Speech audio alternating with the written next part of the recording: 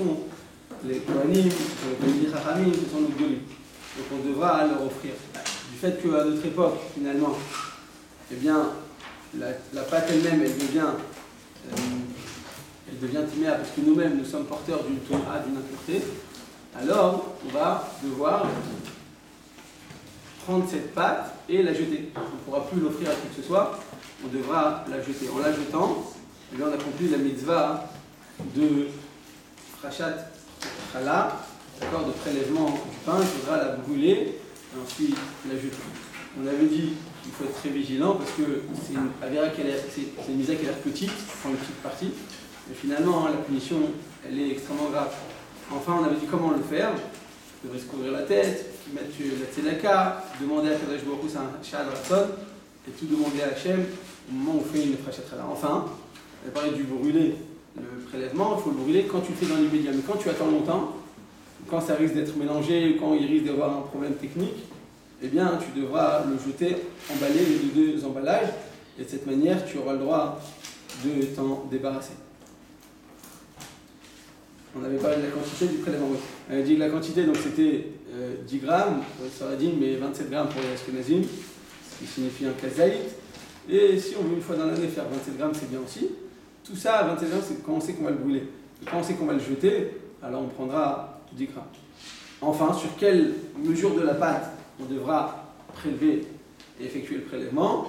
On avait dit 320 darham, donc 320 pièces courantes en Égypte. On a vu, selon les recherches actuelles, les plus précises, eh bien qu'un darham faisait donc 3 grammes, donc 320 fois 2, fois 3, pardon, ça faisait exactement 1560 grammes, ce qui signifie tout simplement, excusez-moi, 520 darham. Je crois qu'il y a aussi, j'ai dit 320, c'est 520 darham.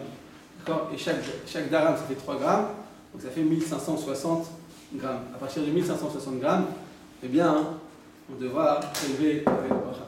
Il y a quelqu'un qui m'aide? Ça va bien? Ouais, d'accord. Donc on a dit 1560 grammes, donc 520 darham. D'accord? Hier, je crois que c'est Rivka qui avait posé la question, c'est comment on est arrivé à ça. On avait dit que ça faisait 43,2 œufs, le volume de 43,2 œufs, et que le Rambam avait fait donc la correspondance à notre époque, ce qui signifiait donc 1560 grammes. Pour les Ashkenazim, ça reste 1660 grammes, comme Rabbi Chaim Naé. Il y a l'avis du Chazon Ish qui dit qu'on doit arriver à 2250 grammes, donc 2 kg 250. Mais une fois de plus, c'est-à-dire c'est une khoumra de faire comme Chazon Ish, c'est vrai, c'est une khoumra, mais à côté ça peut être une khoula. C'est quoi la khoula? C'est que si tu ne prélèves pas avant 2250 grammes, parce que tu veux la remettre comme le Chazon Ish, finalement tu vas faire une khoula. C'est quoi la khoula? C'est que tu vas manger une pâte sur laquelle tu n'as pas prélevé le maaser, tu n'as pas prélevé la chala. Et donc c'est une khoumra qui implique une khoula. Donc c'est une mesure de piété qui va finalement cacher d'autres mesures de légèreté. Donc, c'est ça qu'on prend le juste milieu, 1560 grammes pour les Sfaradim, mais 1660 pour les Ashkenazim. On fait la bracha, et après seulement on prélève la pâte. On va voir aujourd'hui à Botaï, on va maintenant rentrer dans la pâte, à l'intérieur de la pâte. Donc faites attention, mettez votre tuba pour ne pas être envahi par la pâte et la composition de la pâte. Donc on va voir toutes les sortes de compositions de pâte, la nature de la pâte et les mélanges avec toutes les pâtes. Donc on va voir aujourd'hui à Botaï à partir de quel moment la pâte devrait subir un prélèvement. C'est seulement lorsque la pâte est constituée à partir de l'une des 5 céréales qu'on devra prélever la chala. C'est quoi les 5 céréales? C'est le blé, l'orge, l'épeautre, l'avoine et le seigle. D'accord? Donc ces 5 céréales, chita, seora, kousmine, shibol et choual. D'accord? Donc voici les 5 céréales, donc le blé, l'orge, l'épeautre, l'avoine et le seigle. C'est seulement lorsque la pâte est constituée à partir de l'une de ces 5 céréales qu'on devra prélever la chala. Qu'est-ce qui se passe si maintenant ma pâte elle est faite à partir de féculents? D'accord? Comme c'est très courant à Pessah, on voit toutes sortes d'hamburgers ou de pizzas qui vendent, mais en fait c'est une farine de féculents, donc c'est pour ceux qui mangent à Pessah, ils mangent les kitniot, ça fait mode, si vous suivez. Donc effectivement, quand ils mangent les kitniot, donc c'est ça, ils prennent des féculents. Donc ils peuvent prendre du maïs, ils peuvent prendre toutes sortes de féculents différents et en faire des pâtes. Alors dans ce cas-là, on n'aura pas du tout besoin de prélever la chala.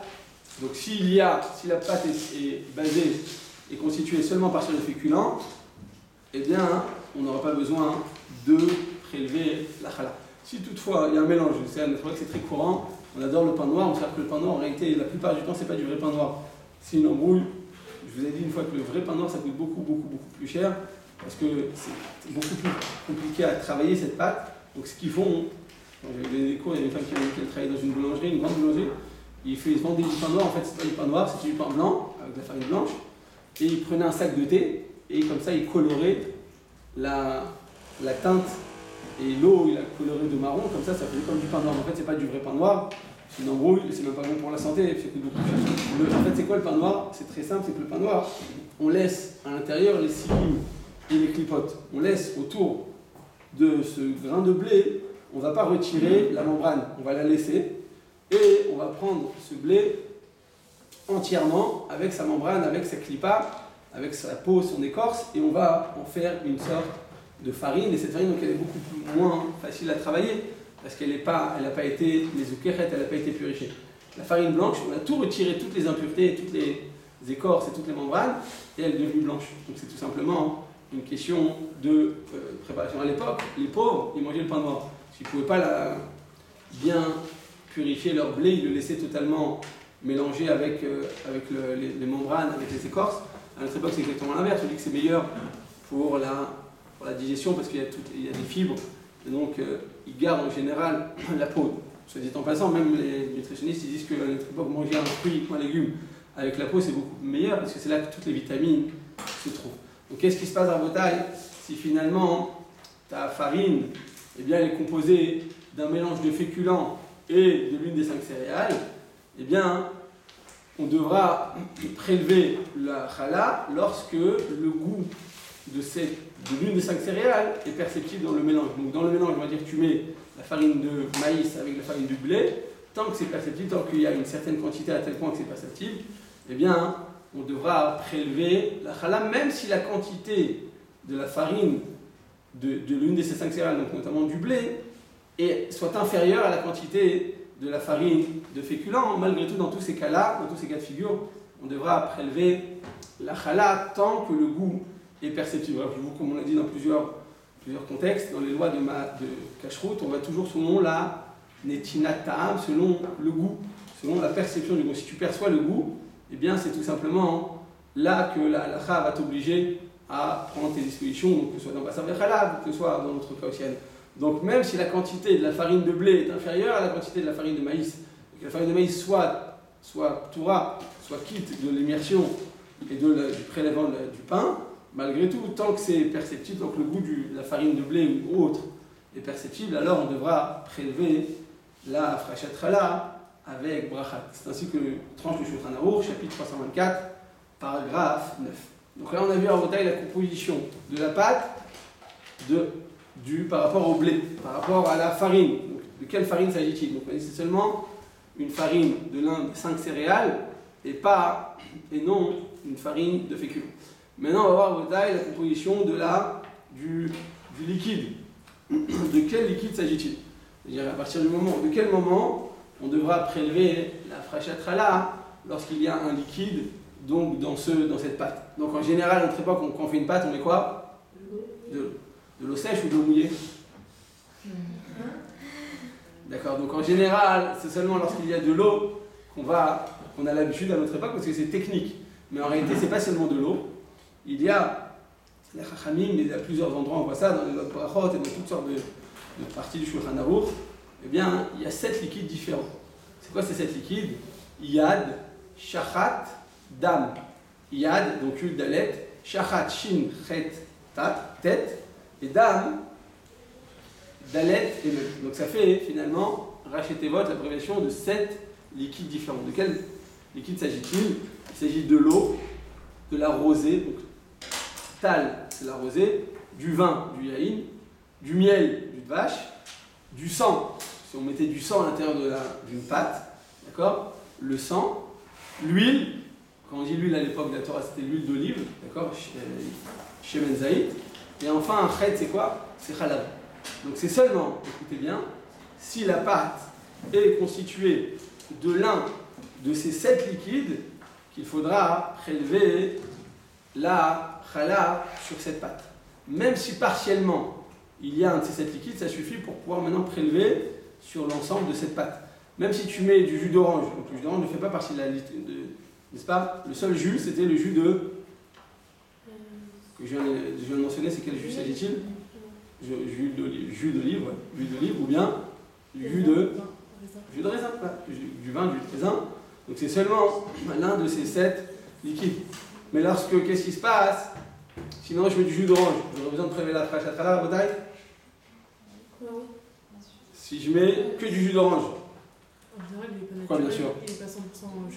Si c'est du 100%, vous l'avez fait à la main. Vous êtes parti à Riba et vous l'avez fait vous-même. Non, ça devient maisonnote.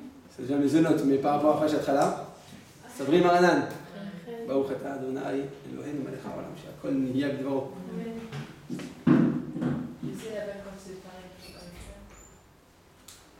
La bonne quantité de farine, je vous parle. Dans le cas où il y a 1560 grammes de farine. Est-ce que vous avez déjà fait des gâteaux? Je suppose. Sinon, demandez la recette à une de vous qui fait bien les gâteaux à chaque fois pendant les Shabbats, pendant les fêtes. Mais Béhémet, si maintenant tu as fait du jus d'orange, pardon, 100%, et que tu as pris de la farine, tu en as fait une pâte, tu en as fait des gâteaux. Il faut faire après chatrala ou pas? Ou bien, question plus générale, doit-on faire après chatrala sur des gâteaux? Même si tu as mis de l'eau dedans, tu fais après chatrala sur des gâteaux ou c'est que sur du pain?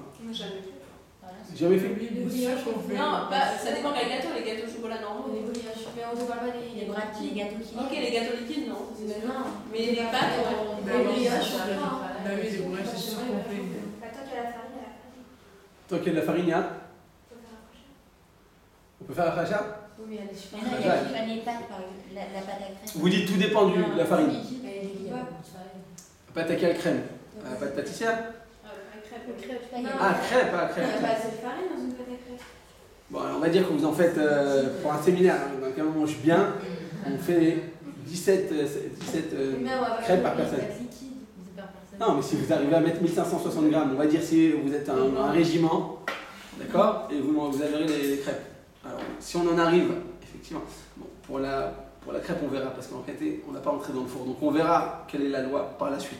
Mais en tout cas, revenons à la composition de la pâte. Donc on a parlé de la composition de la farine, on a dit que c'est seulement une farine d'une céréale, d'une des 5 céréales. Okay. Donc là pour la céréale, on est d'accord, c'est bon.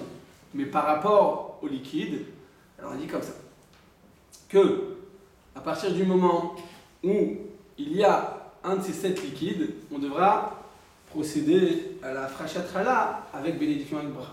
D'accord? On devra procéder au prélèvement avec bracha. Quand il y a un de ces 7 céréales. Béhémet, donc c'est-à-dire que si vous faites des crêpes qu'avec du lait, sans mettre d'eau, je crois d'ailleurs c'est ce qu'on fait, on ne met pas d'eau dans les crêpes, n'est-ce pas? On va prendre un peu radin, on rajoute, mais Julien. Non? On ne met pas que du lait dedans? Non, mais si on prend pas bien, Ouais, après c'est pas bon non plus. Mais si elles sont bonnes, elles sont au lait. Donc elles sont au lait, donc il faut mettre, si on met que du lait, alors, et qu'il y a 1560 grammes, vous avez raison, c'est un peu théorique, mais s'il y a 1560 grammes, on va voir après par rapport au mode de cuisson, donc ça on met ça de côté en attendant, mais par rapport à la constitution de la pâte, eh bien on devrait faire la frachatrala. Mais plus que ça, si vous mettez un de ces 7 liquides, même en petite quantité, on fait quand même la frachatrala avec bracha. Donc qu'est-ce qui se passe, Rabotak? Donc revenons à notre première question. Si on pétrit une pâte avec du jus de fruits pur, 100%, autre que du jus de raisin, parce que le jus de raisin fait partie effectivement de la liste. Il y a tchachadam de l'un des 7 liquides que je viens de mentionner, donc notamment le jus de raisin et le vin. Donc, qu'est-ce qui se passe dans le détail si on fait une pâte à gâteau, à cake, seulement avec du jus d'orange à 100% sans adjoindre la moindre quantité d'eau. Vous ne mettez pas une goutte d'eau dedans. Quand est-ce qu'on fait ça d'ailleurs? À Pessah. La halakha nous dit à Pessah qu'un jus de fruits 100% n'est pas mahmitz, ne va pas fermenter. Par contre, de l'eau avec la farine, ça fermente. Combien de temps ça fermente? 18 minutes. Tant qu'on lâche la pâte, tant qu'on la travaille, ça ne fermente pas. Mais dès qu'on la lâche, pendant 18 minutes, ça va fermenter. La halakha nous dit par contre, quand c'est du pur jus de raisin, pur jus d'orange ou pur jus quelconque, ou même une pâte avec des œufs par exemple, vous mettez que des œufs et de la farine si c'était possible de le faire, là, c'est le marmite, ça ne fermente pas. Par contre, la Shulchan Aruch nous dit que si tu mets même une goutte d'eau, une seule goutte d'eau dans ce jus d'orange, dans ce jus de raisin, dans ce jus quelconque, eh bien ça fermente encore plus rapidement que si c'était de l'eau pure, de l'eau plate, de l'eau sèche. D'accord? Ce qui signifie quoi? Que ça va fermenter en moins de 18 minutes. Quand il y a une seule goutte d'eau. Est-ce que c'est clair? Oui? C'est la raison pour laquelle on est très vigilant. Pendant Pessah, je n'en avais pas en Pessah, mais je le mentionne maintenant, on est très vigilant quant à la consommation pour les Sfaradim, ils ont l'habitude de manger la challah, la matzah ashira. Pourquoi matzah ashira? La matzah normale, c'est de la matzah pauvre, parce que tu mets que de l'eau et de la farine. C'est pauvre comme composant, ça coûte 200 shekels le kilo, c'est vrai, mais c'est pauvre par rapport à la composition. C'est-à-dire que la matzah ashira, la matzah riche, c'est quoi? C'est dans lequel tu as mélangé un jus quelconque. Ça peut être un jus d'orange, ça peut être à base d'œufs, si je ne me trompe pas, celle d'Agen, là, un truc rond, là, c'est très forte, là, tu fais un frisbee avec lui. Et tu casses tout ce qu'il y a en chemin tellement elle est longue. Et bien ça, hein, effectivement, il y en a ou à l'orange ou aux œufs, je crois. Et donc dans ce cas-là, a priori, comme zélo marmite, ça ne fermente pas, donc il n'y a pas de problème, tu peux rester 2 heures sur ta pâte, ça ne va jamais l'hermite. Le problème qu'on a, hein, ce que je viens de dire maintenant, s'il y a ne serait-ce qu'une seule goutte d'eau, une seule, qu'est-ce qui va se passer? Ça va fermenter encore plus vite. Et je dis, on ne sait pas en combien de temps. Quand c'est de l'eau, on sait que c'est 18 minutes. Mais quand c'est pas de l'eau, quand c'est un jus, même en quantité minime, même une goutte d'eau qui s'est mélangée dans un jus d'orange, eh bien à ce moment-là, hein, tout fermenté plus vite, on ne sait même pas en combien de temps. Ce qui signifie qu'on a un problème de manger ce genre de matzot, matzah ashira, parce que c'est très possible, ne serait-ce qu'au moment du nettoyage. Je vous ai dit, entre chaque matzot, qu'est-ce qui se passe? On prend la line, comment on dit, la chaîne de production, et on nettoie tout. Entre chaque fournaise, eh bien, hein, on va tout nettoyer parfaitement. Il faut que ce soit parfaitement. C'est le plus difficile. Et la hashgacha, le niveau de la hashgacha le plus difficile, c'est ça, à ce moment-là. Pourquoi? Parce qu'il faut tout nettoyer parfaitement. Il suffit qu'il y ait une garguire, une graine, un grain de farine de la production d'avant pour que tout soit marmite, parce que ça c'est resté plus de 18 minutes. C'est pour ça que toute la difficulté, elle est là. Le Chida nous dit d'ailleurs qu'à Pessah, l'aliment avec lequel on doit être le plus vigilant, dans lequel il y a le plus de chametz, c'est quoi? C'est la matzah. La matzah, c'est l'aliment qui est le plus susceptible c'est pas qu'il est marocain, mais il est susceptible de contenir de la farine. La seule qui a rigolé, c'est marocaine. Hein. C'est celle qui a le meilleur caractère aussi, donc ça va. Donc ça passe. Donc Mehmet, c'est la possible, c'est-à-dire la seule qui est susceptible de présenter le plus de chametz. En réalité, c'est la matzah. Quand la matzah, elle n'a pas une hashgacha parfaite, il faut être consciente qu'on risque de manger à 90%, on risque de manger du chametz. C'est d'ailleurs la raison pour laquelle, je ferme la parenthèse, parce que je vous l'avais dit avant Pessah, que la chametz, la kemach matzah, c'est quoi le kemach matzah? C'est toutes les matzot qu'on a invendues, qui sont passées à droite sur la line, elle est partie un peu à droite, elle est partie à gauche, elle est passée entre les trucs, elle n'a pas réussi à passer sous le four. Donc on prend tous les invendus, on les broie, et on en fait de la farine de matzah. On est bien d'accord, ils ne vont pas prendre une toute belle matzah qui est parfaite, qui est la première de la classe, pour pouvoir la mettre en farine. Ils prennent tous ceux qui ont les ratés de la vie, et eux ils te la rendent à frachat, et eux ils te la font kemach matzah. Vous êtes d'accord? C'est logique ce que je vous dis. Le problème c'est quoi? C'est que ça peut être du chametz mamash. Parce que quand ils ne passent pas dans le line, ils ne passent pas dans la ligne de production, ils ne passent pas sous le four au bon moment, ils se replient sur eux-mêmes. Des fois, très souvent ce qui se passe, c'est une pâte, c'est collant, ça se replie en deux. À l'intérieur, peut-être c'est pas cuit. On ne peut pas savoir si c'est vraiment cuit. Donc on les jette en général. Qu'est-ce qu'ils font la hashgachot normale? Ils ne vont pas jeter tout ça, c'est des quantités énormes. Il y en a plein qui se replient en deux, qui tombent, qui se mélangent. Il y en a plein, on est bien d'accord, ça peut arriver, c'est humain. Même si tout est fait de manière automatique à notre époque, mais il y en a plein, c'est pas des lasers. N'est-ce pas? Eh bien, il faut comprendre que là, dans le kemach matzah, dans la farine de matzah, il y a le plus de chametz que dans tout ce qu'on peut imaginer à Pessah. Pendant un mois, on nettoie la maison, on est très vigilante, on se fatigue, on se casse les reins. Il y a des gens qui vont à l'hôpital parce qu'ils ont envie de cachériser leur plafond. Ils prennent de l'eau bouillante, ils le jettent dessus pour cachériser, puis ils oublient qu'après, ça peut retomber sur leur tête et ils se retrouvent à l'hôpital. C'est malheureusement très courant. C'est pas très marrant d'ailleurs, mais il y en a beaucoup qui se retrouvent à l'hôpital où elles prennent des produits qui sont détergents mais qui sont très toxiques et ils se retrouvent à l'hôpital parce qu'on est très marmirim pour Pessah. Mais là, finalement, tu rends du Khamet chez toi dans ta maison. Kemar Matzah, il faut être très très très vigilant de prendre la meilleure Ashgacha, mais ça coûte 4 fois le prix, c'est pas pour rien que ça coûte 4 fois le prix. Ils sont beaucoup plus marqués, donc ils gênent beaucoup plus, donc nécessairement le produit obtenu va être beaucoup plus cher. Est-ce que c'est clair, Rotag?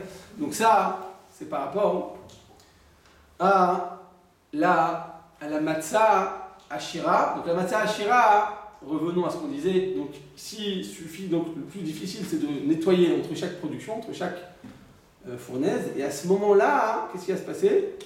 Si tu nettoies avec de l'eau, il suffit que tu laisses une goutte d'eau d'avant, elle va se mélanger avec tout ton jus d'orange, même si c'est du orange pur, c'est pas sûr, parce que orange pur, 100% pur, ça coûte beaucoup plus cher, on va dire que c'est vrai. Alors il suffit qu'il y ait une goutte d'eau qui est restée d'avant pour que tout devienne totalement Khamet. Donc c'est pour ça que certains, les Ashkenazim sont marqués de ne pas du tout manger la matzah Ashira. Même les Sfaradim devront être vigilants, si je ne dis pas marmir, c'est si on a un minac, si vous avez un minac de manger. Mais en tout cas, faire en sorte que ce soit la meilleure Ashgacha. Et une fois de plus, c'est beaucoup trop droit, donc ça nécessairement ça va coûter beaucoup plus cher. Je crois que je vous avais dit qu'en France, il y a certaines marques. Et je vous ai dit que même là-bas, la Ashgacha, c'est un peu compliqué, donc c'est déconseillé de manger tant qu'on n'est pas sûr qu'il y a un grand Talmid Chacham qui est à la tête de toute cette production et que vous dites personnellement, moi j'ai vérifié et moi j'ai vu, ça ne suffit pas de s'appuyer sur une Ashgacha générale, il faut que ce soit un Talmid Chacham en personnel, en particulier qui est veillé à la vérification et à la confection de ce matzah Ashira. Il faut être extrêmement vigilant. Donc revenons à ce qu'on disait à l'hôtel. Quand il s'agit du jus d'orange pur ou de jus de fruits quelconque pur en dehors du jus de raisin, alors il faudra, on n'aura pas besoin de prélever la chala. Quand il s'agit, donc je répète, dans lequel il n'y a pas une goutte d'eau, pas besoin de prélever la chala. Malgré tout, on a l'habitude de prélever la chala sans bracha. Pourquoi? Parce qu'on n'est pas chayav minadin, c'est quand même un safek, et donc on prélève sans bracha. Comme ça, nous dit le Shulchan Aruch, chapitre 329, paragraphe 9, qu'il faudra prélever la chala d'une pâte qui est composée d'un jus de fruits à 100%, en dehors du jus de raisin, on prélèvera sans bracha. Béhémet, il faut savoir qu'a priori, on devra éviter de constituer une telle pâte. Donc prendre de la farine et de la mélanger avec du jus d'orange par exemple à 100%. Pourquoi? Parce que le problème qu'on va avoir, c'est que cette pâte ne va plus contracter l'impureté. Je vous avais dit la dernière fois que l'être humain à notre époque, en général l'homme, la femme, ont une présomption d'impureté de tout matmed, de l'impureté d'un mort. Donc on est au plus haut niveau d'impureté à notre époque, jusqu'à que le Mashiach vienne, jusqu'à qu'on ait paradouma, jusqu'à qu'on puisse boire utiliser et faire de la paradouma. Alors on est encore tous dans un tout matmed. 13-4, on a une présomption de pureté la plus grave. Et donc on va transmettre cette impureté à notre pâte. Par quoi on va la transmettre? Quel va être l'élément conducteur? C'est un de ces 7 liquides. Donc, Yad, Shachat, Dam, un de ces 7 liquides, lorsque notre pâte va être constituée de l'un de ces 7 liquides, ça va être un élément conducteur pour transmettre notre impureté, et la transmettre à notre pâte. Donc notre pâte, elle sera donc impure, et donc il faut la brûler, parce qu'on ne peut pas offrir une pâte impure à un Kohen. Par contre, à Botaï, lorsque il n'y a pas un de ces 7 liquides, qu'est-ce qui va se passer? Donc la pâte ne sera pas apte à recevoir ton impureté, parce que tu ne lui as pas donné un élément conducteur, n'est-ce pas? Oui? Vous êtes d'accord? Quand vous prenez du fer et que vous touchez un fil électrique, alors ça va être conducteur, tu risques de te électrocuter. Mais lorsque tu prends du plastique et que tu touches ce fil électrique, il va rien se passer, parce que c'est pas conducteur. C'est la même chose. Pour que ton impureté qui est dans tes doigts se contracte à ta pâte, il va falloir qu'il y ait un élément conducteur. De quoi s'agit-il? De l'eau ou d'un des 7 liquides. Mais lorsque la pâte ne va pas être constituée à l'aide de l'un de ces 7 liquides, alors il ne va pas avoir de contraction d'impureté. Et alors, donc tu fais la chala, c'est parfait. Donc c'est parfait. Donc ta chala n'est pas impure. Tu vas dire c'est mieux. On aurait dit quoi? Tu as une chala kdosha et tehora. Tu as une chala très très pure. On va pouvoir l'amener ce vendredi au kever du Harizal, le mettre dans son mikvé. Il est kadosh vetaor, ce morceau de chala, kol hakavod. C'est bien, hein. D'ailleurs on raconte, je ne sais pas si c'est une vraie histoire, parce que je suis arrivé en Israël il y a 22 ans, il m'avait dit ça, qu'il y avait un chassid qui avait fait tchouva comme ça, qui n'était pas très bien dans sa tête, que Dieu le bénisse. Quand il a eu un petit bébé, il s'est dit, il faut qu'avant la Brit Mila, je trempe le bébé dans le mikvé du Harizal. Je ne sais pas si vous savez de quelle température il s'agit là-bas, mais c'est gelé. Quand je dis gelé, quand je ne mets pas les doigts dedans, je ne me rappelle pas d'une année à l'autre. Quand je mets les doigts dedans, ça me remet les idées en place, ça me rafraîchit les idées. Et effectivement, c'est extrêmement. Malheureusement, qu'est-ce qu'il a fait? Comme ça, on raconte, mais je ne sais pas si c'est une légende ou c'est une réalité. Il a pris son bébé avant le 7e jour et il a trempé dans le mikvé. Et de cette manière, Hachem Ishmor, il est Hachem Ishmor, que Dieu préserve. Et donc, de là, mais à mon avis, je vous dis, c'est possible que ce soit juste une légende pour pointer du doigt certains qui disent, ouais, voilà, ils ne sont pas très Miushav et Data, ils n'ont pas de Torah, ils font des choses de leur cœur. C'est-à-dire que c'est pas le derer, c'est-à-dire que pour un mikvé, c'est seulement pour des femmes que c'est Chavé de Horaïta, et pour des hommes, c'est une chassidoute, c'est bien de le faire, mais dans des conditions particulières, et pas à tout prix, quoi qu'il en soit. En tout cas, la bataille, eh bien, c'est seulement lorsque la pâte constituée à partir de cette liquide qu'elle pourra contracter l'impureté. Sinon, eh bien, elle reste pure, ta pâte. Donc je vais dire, super, ma chala, elle est pure. Donc c'est bien, j'ai fait la mitzvah parfaitement. Oui? Donc a priori c'est mieux ou c'est pas mieux en bataille d'avoir une chala pure? C'est mieux? Eden, vous êtes d'accord? C'est mieux d'avoir une pâte pure ou une pure pâte? C'est mieux ou c'est pas mieux? Il a fait meurtre. Vous avez vu ça, c'est à toi, vous avez vu ce que ça fait 3 ans de séminaire? Effectivement. C'est sûr que c'est mieux. Je dis, ouais, on a la photo, c'est super, on va la mettre en premier page des journaux, je vais la mettre sur la base de mon Facebook, c'est super. On va la présenter au monde entier. J'ai une pâte qui est pure. Le problème, c'est que cette pâte, tu ne peux plus rien faire avec. Pourquoi? Parce qu'elle est pure. Et le coin à qui tu vas l'offrir, il est, par définition, pur. Donc qu'est-ce que tu vas faire avec? Tu ne peux rien faire. Tu ne peux pas la brûler parce qu'elle est pure. Tu ne peux pas lui offrir parce qu'il ne peut pas la manger. Donc qu'est-ce que tu fais avec? Tu fais rien. Donc tu le regardes dans les yeux jusqu'à qu'elle pourrisse. C'est pas mal. Donc mais on déconseille de composer une pâte à partir d'un jus de fruits à 100%, un vrai jus de fruits. Quand je dis, c'est pas celui qu'on a acheté parce qu'il y a toujours des adjonctions dedans, mais quand c'est un jus que vous-même vous avez pressé de vos propres mains, eh bien on déconseille de faire une pâte qui va être seulement constituée d'un de ces jus, parce que l'impureté ne va pas pouvoir se contracter, donc elle va rester pure et on pourra l'offrir à personne. La solution qui serait donnée à Botaï, ce serait de l'offrir à un Kohen qui n'est pas encore arrivé à la bar mitzvah. Qu'est-ce qu'on gagne? Il n'est pas encore arrivé à la bar mitzvah, donc il n'est pas astreint aux limites de la pureté et d'impureté de la Touma Betahara. Et donc, nous dit le Bet Yosef au nom du SMAC, et le Rama, chapitre 329, paragraphe 10, que Béhémet,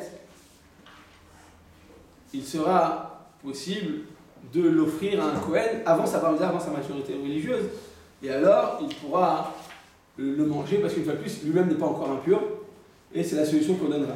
Béhémet, certains poskim veulent dire que dans le livre Tarimut Chala, ils expliquent que ça s'explique seulement à l'étranger, mais en Israël, Béhémet, on devra le jeter après l'entourer à 2 reprises, parce qu'une fois de plus, c'est pas toujours applicable. Mais en tout cas, on essaiera d'éviter cette situation.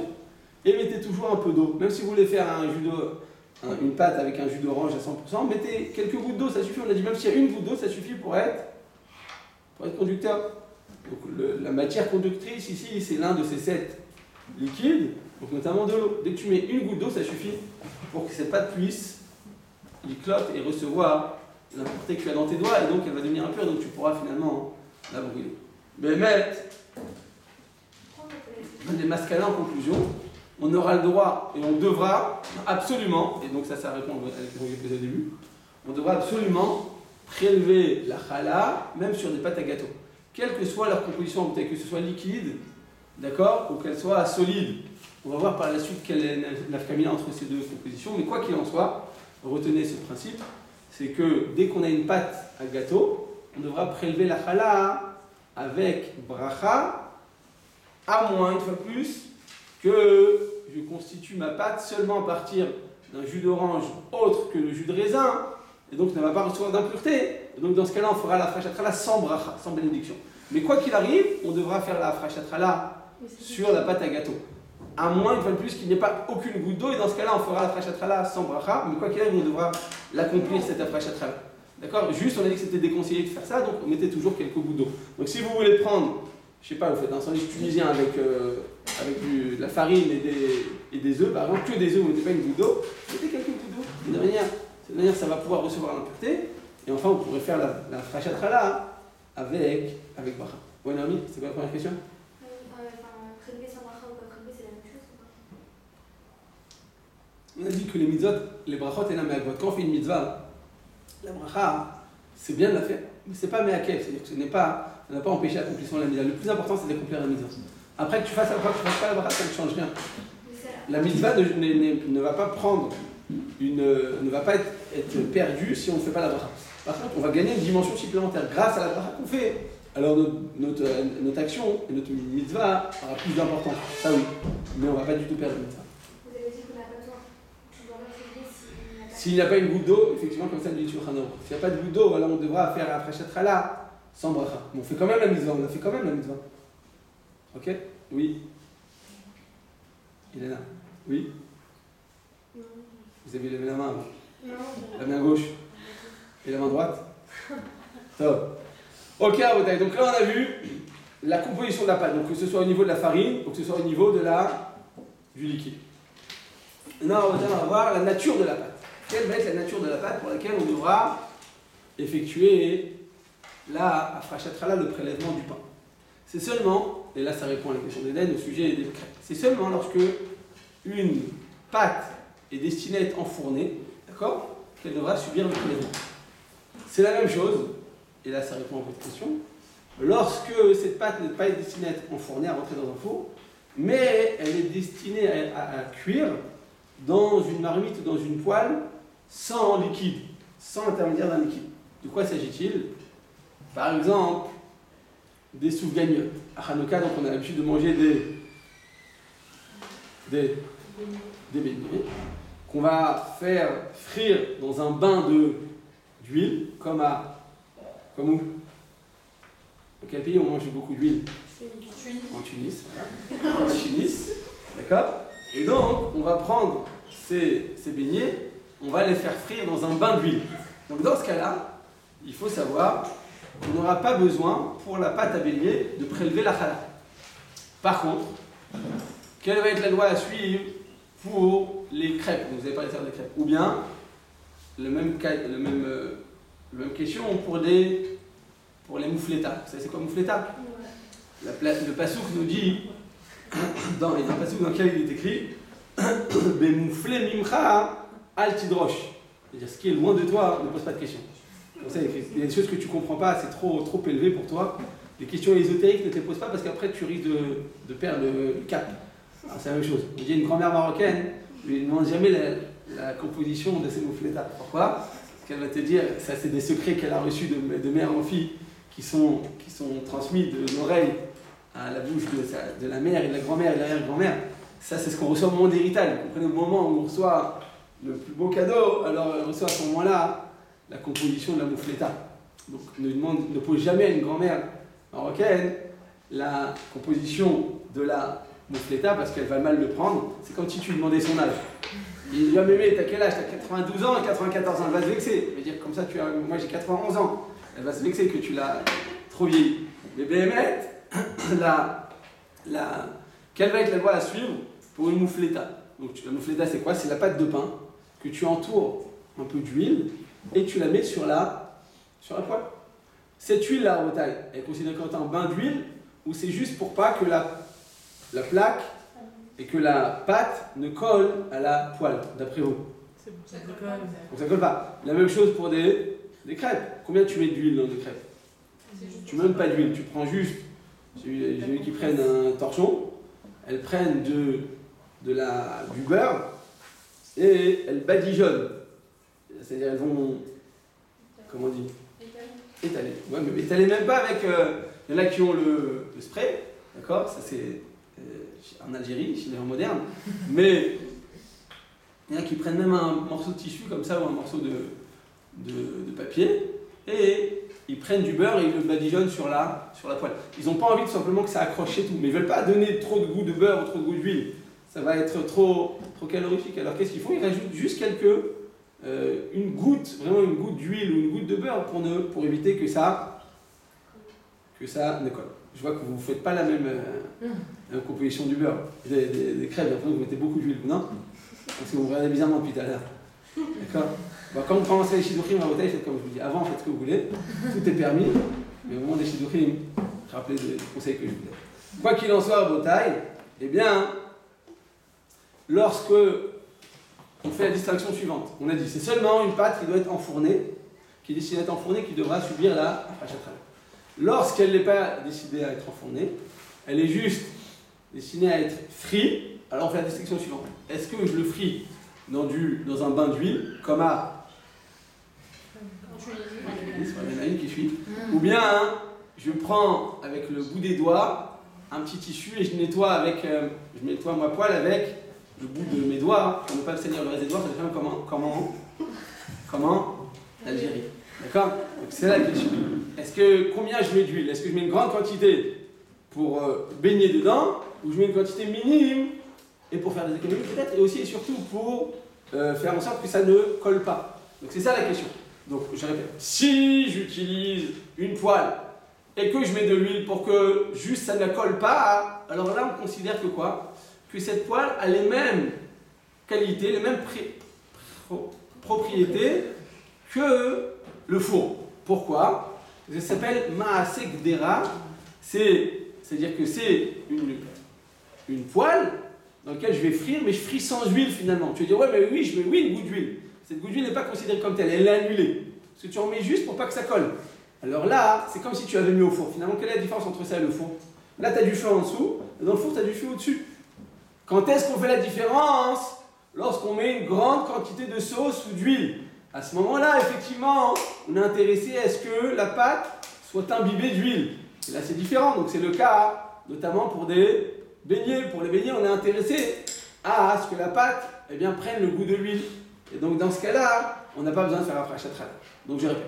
La frachatral, on devra l'accomplir et l'effectuer seulement sur une pâte qui est destinée à être enfournée. Quand on dit enfournée, c'est ou bien dans un four, comme son nom l'indique, ou bien même dans une poêle, si on met une quantité minime d'huile. Si par contre on met une grande quantité d'huile, alors à ce moment-là, on te dit quoi? Que c'est pas considéré comme étant maaseh tanour, comme étant enfourné, et donc on n'aura pas besoin de procéder au prélèvement.